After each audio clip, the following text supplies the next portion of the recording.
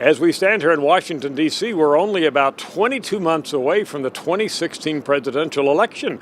Seems like that's a long time, but already we've had at least one presidential candidate kind of get into the race and then drop out already. That, of course, being Mitt Romney.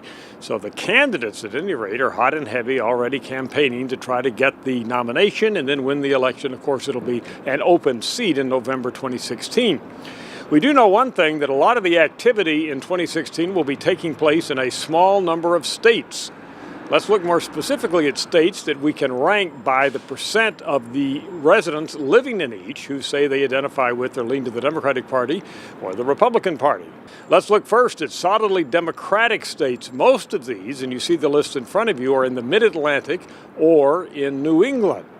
In fact, the most Democratic state by our estimation is Massachusetts, followed by the Mid-Atlantic state of Maryland.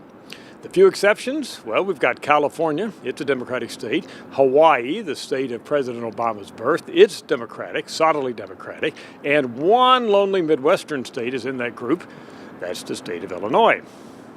What about on the other side of the ledger, the solidly Republican states? Well, interestingly, most of these are in what I would call the West or the upper Midwest.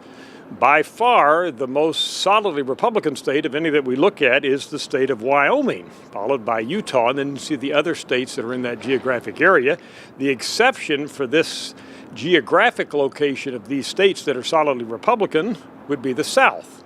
Tennessee, Alabama, and then again one lonely state in the classic Midwest, and that would be Kansas. What makes a state more Democratic or more Republican? Well, that's a very interesting question about the culture of states. I would have you look at Illinois. It is surrounded by a number of states which are much less Democratic than Illinois is. You can ask the question, why?